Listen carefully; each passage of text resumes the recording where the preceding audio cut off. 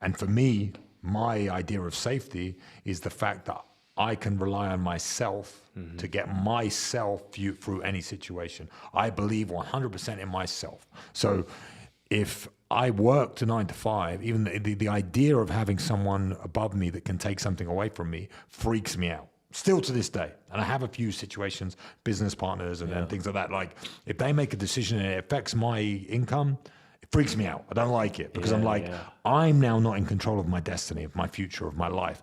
I want to be, because I rely 100% on myself. That's my safety net. My safety net is me. Don't know how I have that opinion, whatever.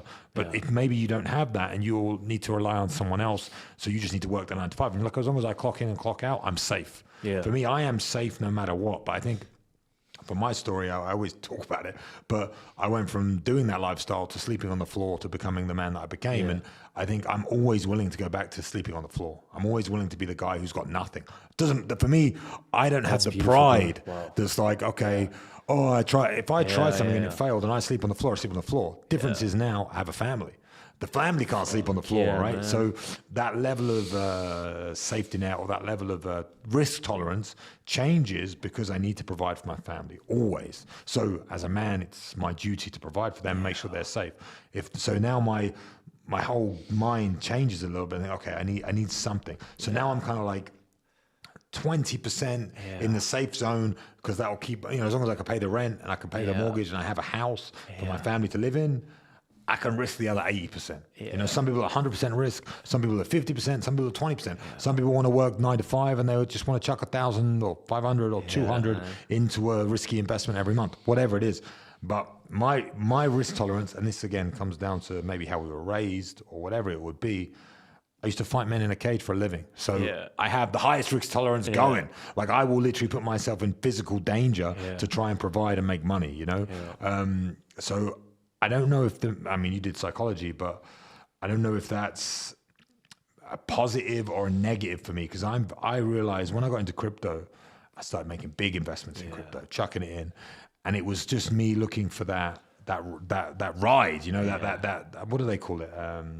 Adrenaline, rush, that adrenaline rush. Like I'd get that from fighting, but then after you've had 50 cage fights, or I had like 40 something, that is, I don't get adrenaline from fighting anymore. It doesn't mean anything to me. But then when I got a big lump of money, that's an adrenaline rush for me. Even if it makes a little bit or I lose it or whatever. I made some big losses, trust me. I think controlling that risk in your life, again, is understanding who you are and deeply understanding yourself. And if you're not willing to risk anything, like you just said, if you're not willing to risk, never become an entrepreneur. Don't do it. People they're pushing it a lot. People are you should be an entrepreneur. You should you're a slave. Bro, be a slave. Like if you want to be a slave, because if you are not willing to take the knocks and to be like insulted and damaged and thrown around and broke and rich and broke and rich, don't become an entrepreneur. Just stay safe, be a slave and be happy. There's literally, we use the word slave and it makes it sound bad, but there's nothing wrong with it. Again, you said it beautifully, like if you're happy with that lifestyle, right? So it's having to understand your wants and your needs, but I don't feel like anyone puts any effort into thinking about what they want and what they need. They're just too busy chasing their tail. 100%. And that's why I think we need to bring some nuance as well in that game, because we have a lot of young people listening as well, young women in my case, that are asking me, Jess, how did you travel? How did you do that? And I'm very transparent about it, because I want everybody to be able to access that too.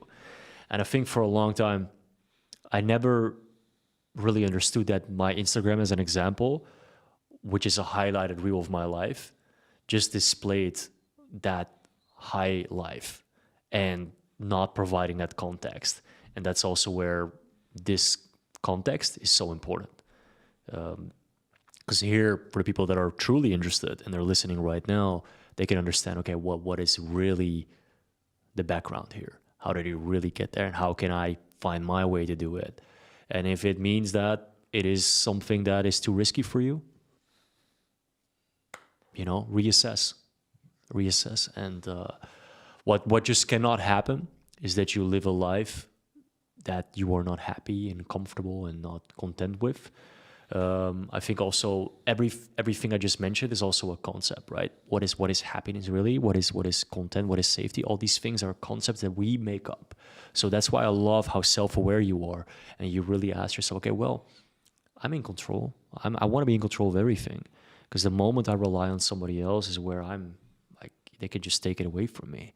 And there's always this is why I want to ask you though, because there's always going to be some element of it though. You're always going to be relying on somebody, right?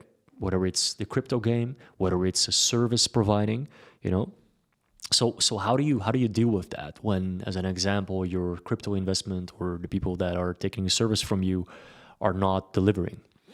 For me, I look at it like it's my responsibility for everything. So when I make a crypto investment, I have to do the research, I have to understand it, I have to make it. There's nothing wrong with failing. There's the thing. So if it goes down the pan and I fail, like I invest 10 grand in something and it becomes zero, it's my fault. So then I got to make 10 grand again.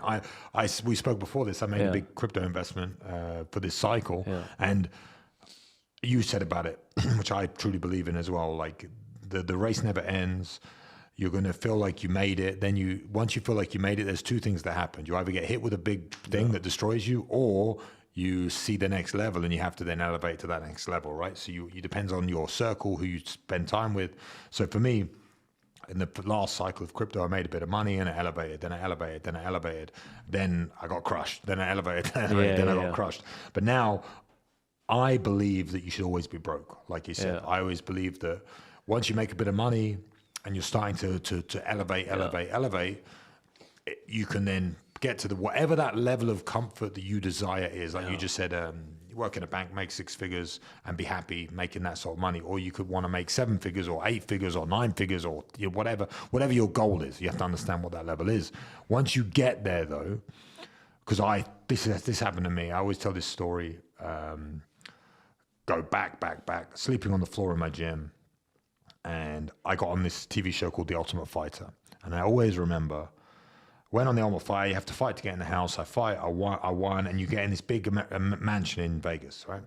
So I've been sleeping on the floor in my gym, eating chicken and rice every day for like 2 years. And then I go into Vegas. I'm in this big mansion with 13 other guys that are all like fighting and whatever else, American, Swedish, all these great talented people.